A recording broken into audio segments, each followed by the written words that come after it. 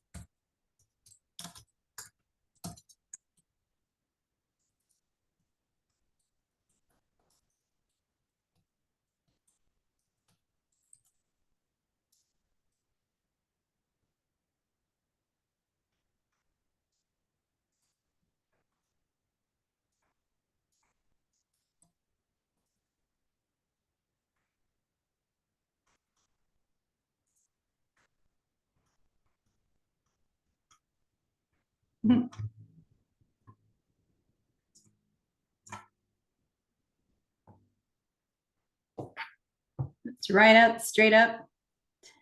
Well, it's 10 o'clock Pacific time, 1 o'clock Eastern time.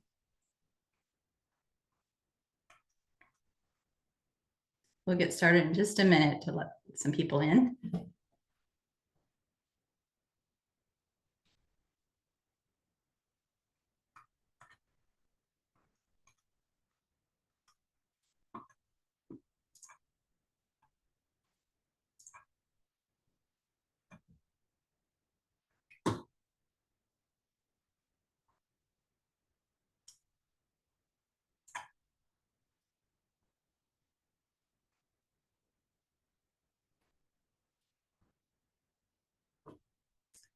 Okay. Well, hello and welcome, everybody. Thank you for joining us for this eMERGE session covering how to overcome fear in adopting new tech. I have a few logistical topics to go over with you before we begin. You are automatically muted and your video is off. This session is 40 minutes long, including time at the end for your questions. Today's session will be recorded and the recordings will be available for a limited time after the event.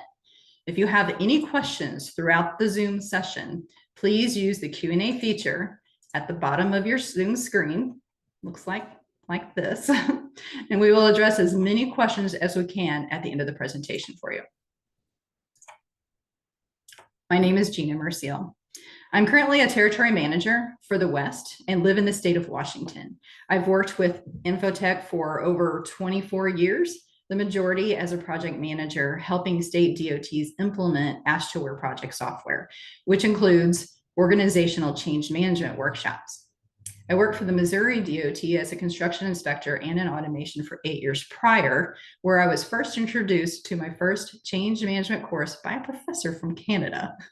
Mike, to you. Morning, good morning, or good afternoon, depending on where you're at. My name is Mike Bosleman, and I'm a senior business consultant at Infotech. I've been here almost a year and a half. Excuse me. Prior to that, I worked for the Montana Department of Transportation for 35 plus years. The last 17 or so, I was the chief information officer and ran their IT department. I also spent quite a bit of time in our maintenance division at Montana DOT. And with my work at MDT, I spent a lot of time working with AASHTO committees. And for those of you who don't know what AASHTO is, it's effectively the Association for State DOTs and provincial DOTs as well. Chaired some committees related to IT, to BIM, digital delivery, and spent a lot of time in the space, and looking forward to a great conversation today. Thanks everyone for joining us. Thank you, Mike. And with that, I'm going to just quickly go through the objectives. Gina is going to share with us some change management principles, practices related to the topic today, resilience, transition management, change management. to give a little bit of background and set the stage for a really awesome panel conversation that we're going to have. And we're going to introduce the rest of the panel here shortly.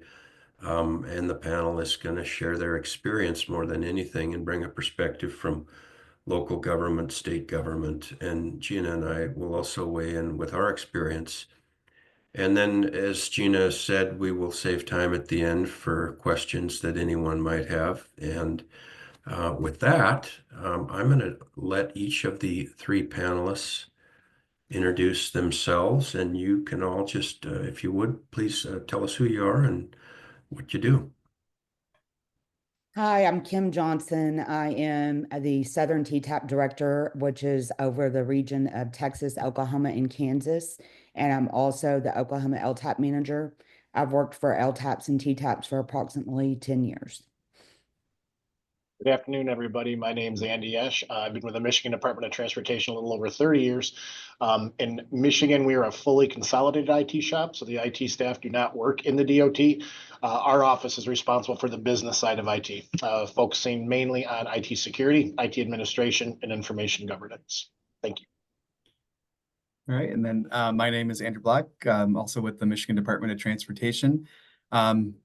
I am the Design Services Section Manager, so I oversee our engineering, support, and document and process automation unit. So we support our designers on how they use technology, but then also thinking about moving forward and thinking about digital delivery and moving those things forward. My background is in road design, and I've been at the department for just a little over 10 years. Thank you. So there are a few aspects to look at for organizational change: resilience, transition management, and change management. Starting off with one of these aspects is resilience, which is the ability to recover quickly from difficulties, toughness, springing back into shape, elasticity, and not folding under pressure. Even if you don't feel calm and confident, breathe.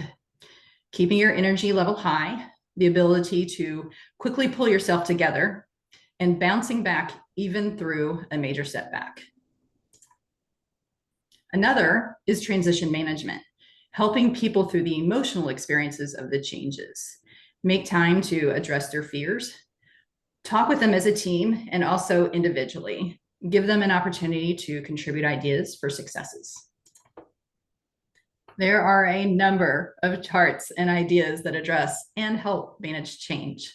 ProSci's AGCAR model with the awareness of the need for change, desire to participate and support the change, knowledge on how to change, the ability to implement desired skills and behaviors, and reinforcement to sustain the change. A simple change curve going from the past to denial, down into resistance, gearing forward into exploration, then commitment, while others include additional stages such as shock, frustration, depression, and others. You can also be going through any of these stages back and forth, and as you have different changes that are affecting you, you could be going through these simultaneously or at various different stages. It's important to look at perspective, what one sees. What one sees, it may only be a small part of the whole. The picture on the right displays a team from the Ohio DOT working through a perspective exercise where each person had one of 30 pieces of paper that put together showed a complete picture from a large perspective all the way down through the layers to a very small perspective. And it was a very eye-opening exercise. Change management includes defining what is changing and managing those change. Some tools that may help are to perform a stakeholder analysis, create a communication plan that includes the who, what, where, when, why, and how information, and create a communication matrix that identifies what needs to be communicated to which groupings of stakeholders, when that communication needs to be made, and by what medium or mediums will it reach that audience. The picture displayed portrays one of the Ohio DOT groups in a change management workshop as they identified the who, what, where, when, why, and how of their software implementation. It's important to bring people together, even with scalability, depending upon the size of your implementation. Excuse me. Include members throughout your agency that reflect the multiple levels within your organization, their voice, and a few people who are a part of your business who haven't been a part of the implementation so that you can acquire a complete perspective for your plan. This may also include like industry and contractors. Panelists, please tell us about the organizational change management practices you've used. Sure, I can start. So we're probably, maturing into more prescriptive, change management. We always, in our IT projects and our larger projects, we always had a comms plan, to talk about the who, what, where. We are starting to get, formally certified ProSci, administrators and train the trainers. So that's going to be help. One of the things we focused on lately is a lot more on the why. We always did a good job on the who, what, where, and when, but I think in especially centralized IT projects, when we rolled things out, we didn't do a good job talking about the why. Every 2 years, we do a big employee engagement survey. And the last time we actually got some very raw and direct feedback from our staff that said, we don't know why we're doing these things. And it really resonated with leadership. So we've been spending a lot of time trying to tell them why we're doing the things. Maybe there's federal legislation or, aged architecture or, those type of things. So it really makes it seat better why we're making these changes. So that's a big change we've tried to make lately. Yeah, I agree. And I think one of the things that we've had in place too are a group that is kind of dedicated to kind of helping and move things forward. So we have things called like lean process improvements where we can get folks together and we have a team that can come in, and if you have a group or you're trying to think of a new process and you just need that like facilitation, need someone to help you get your thoughts in order and they move things forward. And that's been super helpful along the way as well.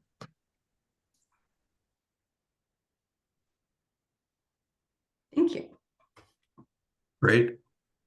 Well, thank you, Gina and Andy and Andrew. I don't know.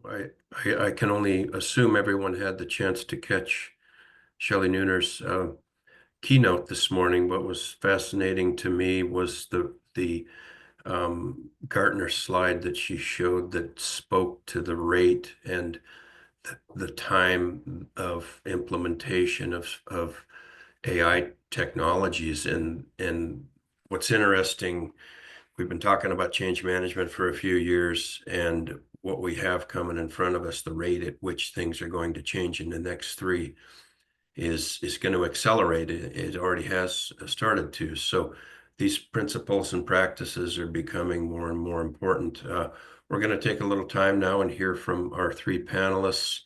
I want to start with Andrew. Andrew, tell us about one of the biggest challenges you've had in adopting new technology or making a significant change in an organization in your experience. Yeah, no, thanks, Mike. Yeah, so in our area, design services, one of the key pieces I noted up front was, making sure we have people using design technology, how to process, do things, but we're also looking for those efficiencies, how to use technology in a different way, how to get those things. So we deal with a lot with thinking about how can we make a process more efficient, do things in a different way, using new tools, using existing tools. So we're constantly kind of having that battle of trying to change and having those things moving forward. And one of the, I think Andy, he said it right up front when we were talking about the change management pieces is, as an engineer and working with our folks, especially in the design world, we can have lots of teams and lots of things, and we talk about how we're going to do something, what's the best way that we're going to do it, and we come up with all these things, the how. But I think in some cases, and one of the biggest things that we've run into when we've had things that maybe haven't gone quite as good as we expected, was understanding the getting the buy-in. Convincing that person at the end of the day, we have our teams, we have our different things, we have this great grand idea, but that end user, we have to convince them why they should do this thing? Why should they change what they're doing right now to this new process? And that truly comes from the why. So a couple examples I think about this is a few years back, we had a couple major changes that we were doing on the design end. One of them was taking flipping our script a little bit and saying, all right, for our road design projects, every milestone review and then final, we're going to be requiring that 3D models are being submitted, reviewed, and going through the process. That was a big change. And then at kind of similar time in that one, we were also looking at how can we think about real estate and having that design and real estate connection so that they kind of tie really together. The real estate one, as we move forward, we were going, moving things forward. We had this stuff. And, a few years later after that, we realized that not all of that had been implemented. There were pieces of the puzzle. Some of it had, some of it hadn't. But then when we think about our 3D models and when we were doing that for our reference information, moving that forward, that had been a great success. So we had kind of these things that were kind of going at the same time. And really, when I think about when we compared and thought about what might have been a little different between those two is when we were going through and making that change to the 3D models and having those things forward, there was a lot of coordination, stakeholder coordination, moving things forward, not just with like the teams that were developing the process, but those end users. There's lots of training, there were lots of things. So we effectively got that why out there. So I don't want to take up all the, want to make sure that we have some on here, but I truly do think there's always going to be issues with a new technology, user, interfaces, different pieces of the puzzle that we can solve. But I truly think that some of the key items when we start thinking about making a large scale, especially when we have a large scale, when maybe some of the benefits of that change might not be realized until you get later on in the process or with different areas, people will gravitate. And if we have that purpose, if we have that why, if we understand and we can put that story out there and really effectively make people understand and have that understanding, we have a lot higher chance of success when we're going through those changes. Great. Thank you, Andrew. That was great. So Andy, tell us a little bit about what you learned from your experience and what would you have done differently now that you've learned from that experience? Sure. Thanks, Mike. Maybe two quick examples, one project specific, then one maybe a little bit more macro. At the Michigan DOT, we're in the middle of our first kind of major cloud shift initiative, and we're also building out our first generation data warehouse. So we're obviously partnering with our technical agency hour by hour and working with a lot of the technical staff. We brought a consultant to look at our as-is, kind of environment and what we need to do. When we were getting into more of the meetings, we were noticing a lot of kind of terse and pushback, even from the technical staff. And some of the technical staff had been trained on new cloud, and even had some cloud certifications, but we were really seeing people dig in and there was pushback. So my counterpart and I had to have an internal meeting and really sit down and have a listening session and say, we're not going to talk a whole lot. There's obviously something going on. No records, no notes, tell us what's going on. And we were really shocked. I mean, for even some of our seasoned tech staff who had cloud certification, we just assumed they would be on this journey with us and going to this next generation of architecture. And there was a lot of issues that we didn't deal with. We had to then, take that time and go away and kind of break it up into buckets. What's just kind of fear of something new? What's a training issue? Are we getting out over our skis from the corporate enterprise? And then we had to spend a little bit of a time and put a pause on that project to go through and solution and come up with, how are we going to deal with each of those type of pain points? Knowing that now, we would have spent more time engaging with our technical staff and our business staff in the beginning to kind of say, is everyone ready for this? What scares you about this? We forget these technical people, have a person side too, and dealing with some of the more people oriented things. So that was a lesson learned of something I do differently. And then I think quickly from a macro standpoint, when we were working with our digital or with our technology partners, everyone kind of tends to, view their work through a keyhole. Messaging's doing something differently. Security's rolling out something different. Model Office or the Microsoft Office is rolling out something different. And then in the MDOT side, we're rolling out mandatory manager training, and we have an ERP initiative going on. we weren't taking a holistic view of what we were doing to our employees. And even sitting down for a while and doing a very simple Microsoft shared calendar, we could say like, hey, if you look 3 quarters out, we've got like 7 major initiatives being deployed in 3 weeks. That's a lot and probably not healthy. So I'd really encourage staff to, work with your technology partners, or if they're internal, and try to kind of look across the organization of major disruptors that are going on and look at those and see how they're going to impact your staff. I think we'll talk a little bit about change fatigue in a few minutes, but it's something that's very real, and it's starting to cause some disruptive, behavior in the organization.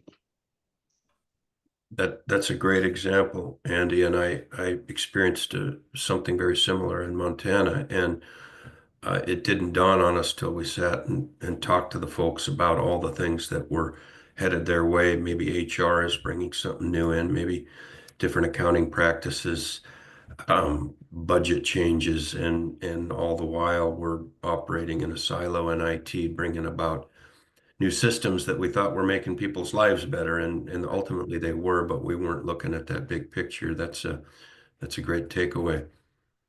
Um, Kim, how are you today? And Good. tell us a little bit about challenges in getting executive buy-in to include Oh, change management in our practices. okay, thank you, Mike. So just to be a little bit different here, I really run transportation training projects, and so anything related to that. It's a little bit different, maybe than managing some of the projects that the DOTs have described here today, but I believe it all affects us in the end the same. So there's many times I've experienced challenges in getting executive management buy-in. We constantly are taking on new projects. For example, in my office, the DOT could call us at any minute and throw a project at us.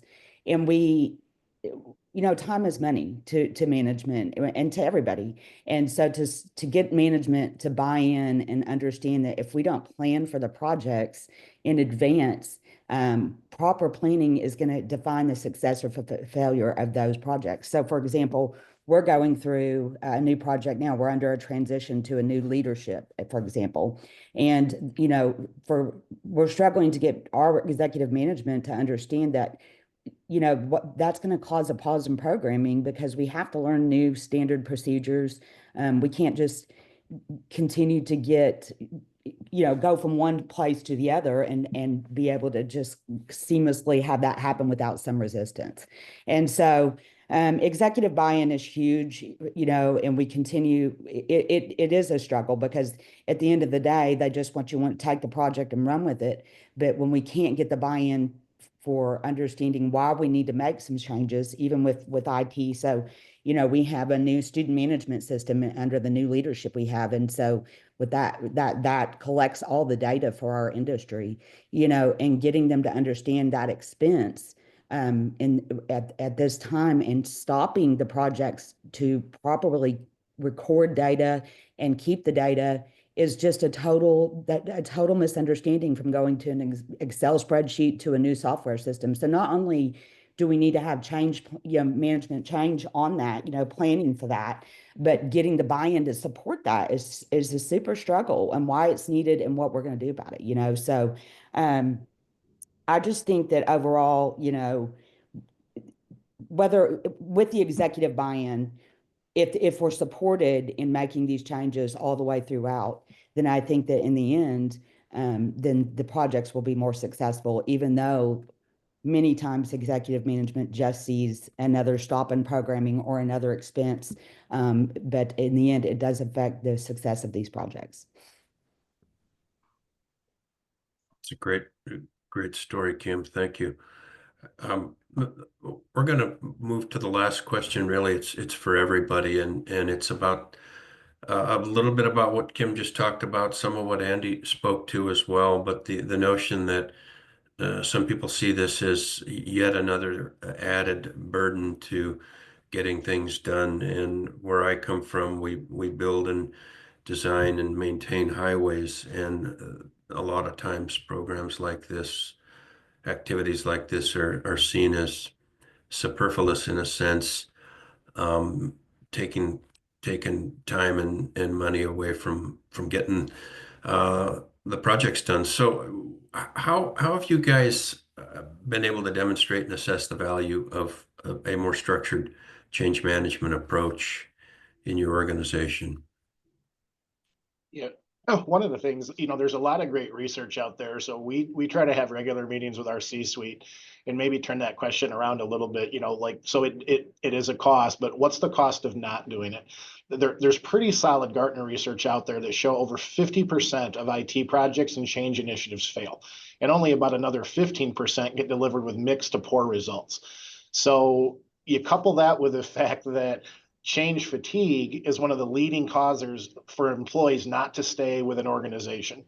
And I think we can all agree that turnover is definitely a huge risk to the department. And if you look at some of the other research that shows it can take $250,000 to $300,000 to onboard, train, and get an employee up and sufficient, what are the costs of not doing this?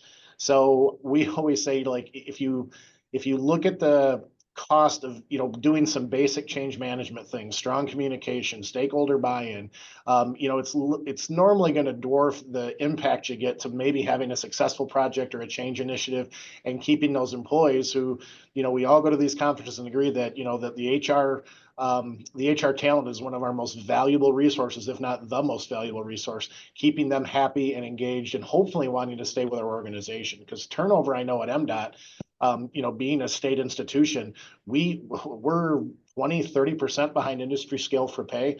So if you couple that with change fatigue and not understanding why they're doing these things, turnover is costing us a lot of time and money. So we're really working at battling that. Thank you, Andy. Andrew or Kim, do you want to add anything to that? No. What Andy just described? Yeah, I think you hit it on the head type of thing. I think the more, even though there might be a little bit of more time that you're spending up front, it's going to pay off dividends if you really truly understand those kind of reasons why we're making the change, what's the audience, what we're trying to get out of this. That also, effectively can lead to that executive buy-in too, right? So in some cases, what we've been doing is having our executives and our leadership as part of those processes as how do we want to move forward, so they truly get that understanding as we're going through the process, so that when we actually get to the implementation phase of the whatever change that we're trying to do, they are able to articulate that and be part of that, and we're part of the process to understand how we want to move forward. I agree. I think that it does. The hardest part about this is to get that buy-in, and because it is going to cost more money and it is going to cost more time, but the understanding is the success or the failure at the end of the project. While if we can increase, if we can have the proper change management in place, even though it may cost a little bit of time, it's going to increase the productivity of the employees, which is going to increase time and effort in the end. But that sometimes is a very hard thing to get executive management to see overall. I agree. And Gina, I don't know if you'd like to add. Feel free if so. Well, I didn't want to leave you out. I was just, memories are coming to me as we talk through this. And I was thinking about like the value, for structured change management approaches and going through implementations of putting new business systems in place. And I was thinking back about some workshops of having people involved at multiple levels throughout your organization, having that voice included to identify, hey, this is what the business processes is, this is what they are, and this is what we're doing going forward, and to communicate those out. And I remember that after about a 2-hour session with a whole group, and it was just an agency many years ago, but it was like, they were like, hey, that person just left. Everything we talked about, wipe it off. It's not how we do business anymore. I was like, what?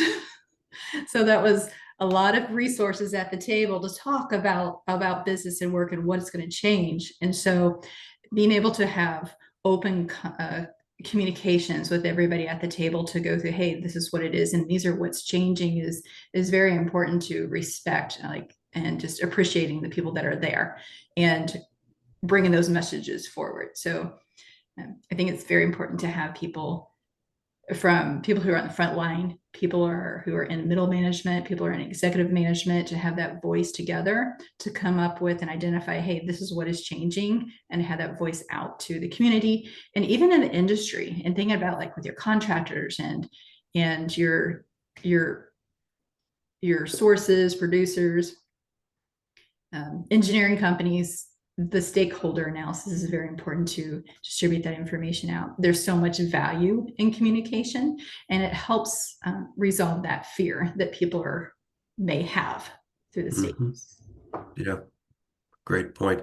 I'll share a little bit of my experience in Montana. We were very fortunate to have a deputy director who was an advocate for improving our change management practices, and we had a person hired whose sole job was to implement more structured change management. And some of the things we did, and I say we loosely, it was the change management person and our deputy, having a leader in an organization that is a strong advocate and having that voice come from nearly the highest level in the organization meant a lot.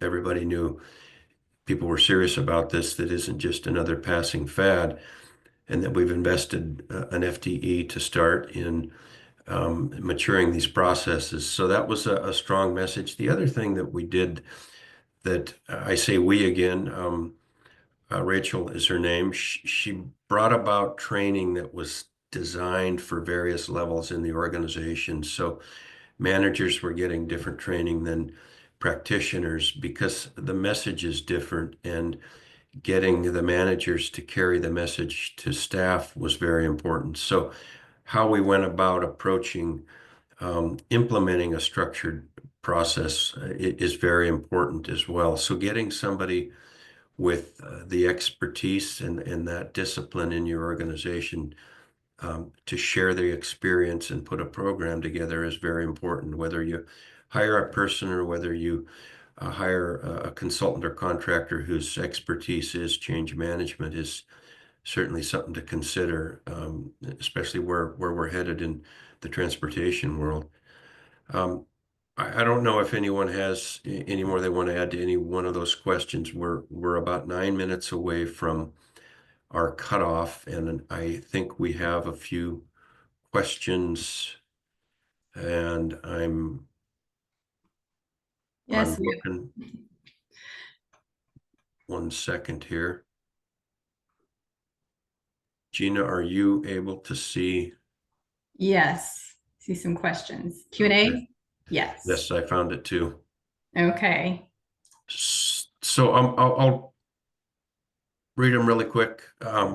Adopting new technology means new investment for the company that needs funds. What strategies are used to convince management stakeholders to dedicate budget or funds for such investments? I'll leave that open to anyone who wants to answer it. I just shared a little bit of my experience, but go ahead.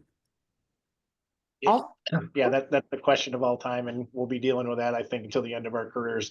It is difficult, especially in a political environment. You know, we have a lot of legislatures on our funding committees that say every $1 million I give IT, that's $1 million of concrete I don't put in a hole. And you have to be able to articulate that IT is really a force multiplier.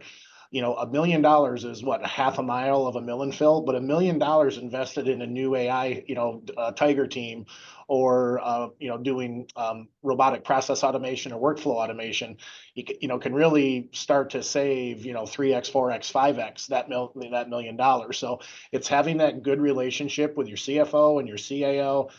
So when they're going across the street, we say across the street because the Capitol's across the street from us, to talk to those legislatures, they have that ability to kind of pitch your message for you and say, I know we want to put concrete down, but trust that the IT is a force multiplier where we can do a lot more stuff than we used to in the past. It's an art as much as a science, and that's not a panacea, but that's what we focus on a lot at MDOT. Thank you.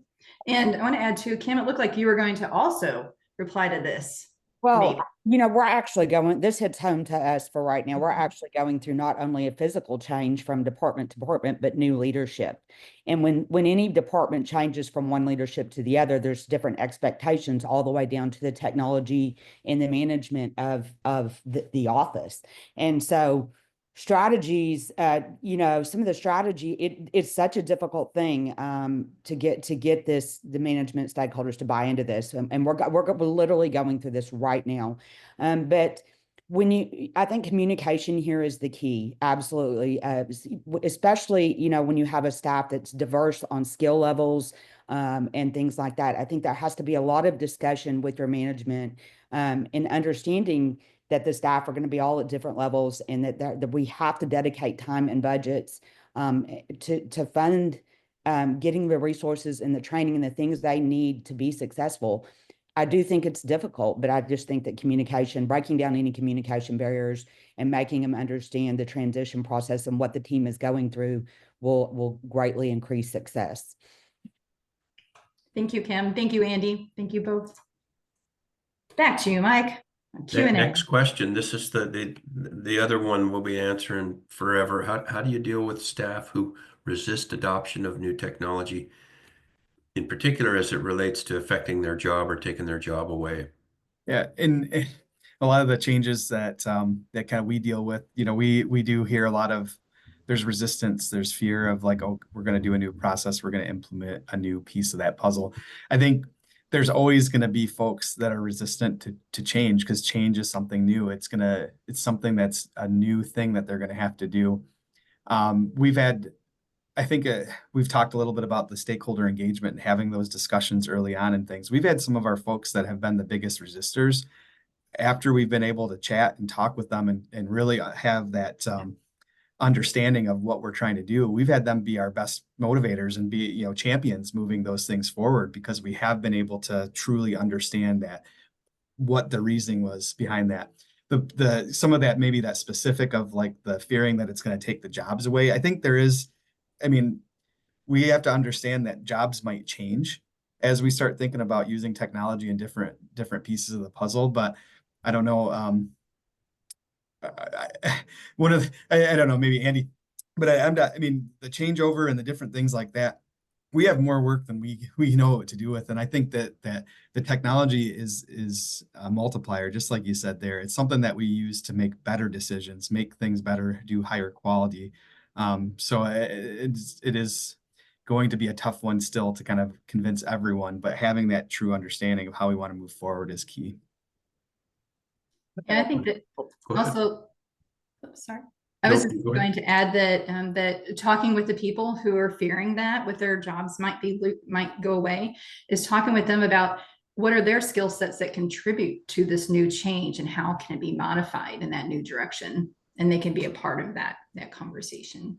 Yeah, I think the way I always heard it, Gina, was what's in it for them, and really helping them understand what's in it for them, not from the person trying to sell it, because it's a tough one to crack sometimes.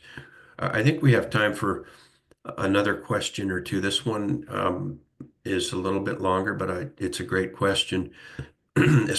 Excuse me, as part of change management, either from an organizational change management lens or technical change management, there's often a conflation between actions and approach of change management and that of project management or deployment management.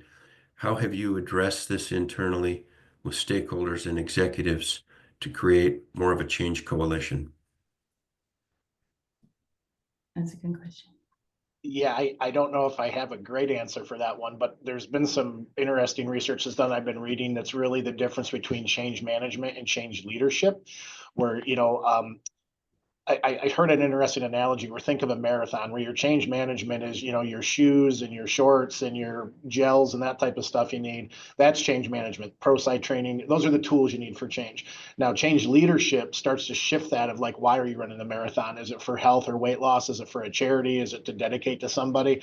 That's what's going to be kind of the corporate why you start to do some of this. And there's some real, I'm happy to share some things afterwards, but there's some good things that we've been sharing with our leadership that's kind of shifting that mindset. The difference of like, well, we need to do it for this project, or we need to do it for this organization, and starting to build some of that into your organizational kind of DNA is going to make these changes easier to do in the future, because these change cycles aren't going away and they're not getting any longer. Thank you. And Mike, I think you're right about 2 minutes toward the end. Yeah, we won't get to all the questions. I can tell you that because Gina, I think Yeah, there are so many more coming in. yeah. We'll be able to answer them So all. Gina, We'll grab help them. me. Do we do we and maybe Adele can help, but will we follow up with answers to these? Because there are some good questions. Yeah, Yeah. that's a great question, Mike. Yes, we will dive into any questions and follow up post session where applicable. Okay, Thank you, Adele. thank you. And then on this slide is contact information for all the speakers for today's session. Give you a second here on this.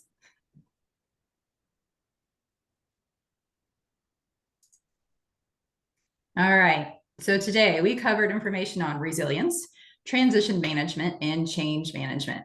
We held a discussion on the challenges, retrospectives, and executive management return on investment and value with our panelists. Heard that one a lot. We discussed the questions that were submitted, and we have follow-up questions that we will get addressed. Thank you for joining the session. Next up, there are two sessions happening at 1:45 p.m. Eastern time on the other side of the coast from here. And one session features a panel with Montana DOT, OHM, and HDR on digital transformation in civil infrastructure. And the other session is focused on understanding how FHWA's National Strategic Roadmap impacts locals with Terry Klein. I've been wanting to attend that one for a long time. We're excited about it. So here are some next steps for you so you know what to do to return to your Zoom lobby and join the session that you would like to. Thank you all for joining today, and thank you all panelists for joining us today. That was fantastic. Thank you, Mike. Yes, thanks everyone. Thanks, Have a everyone. great day. Thank you.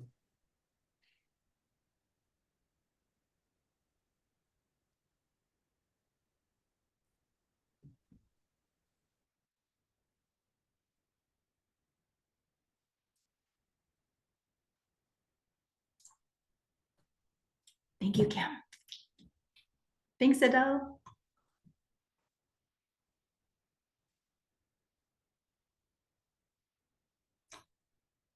Hector, are you still on?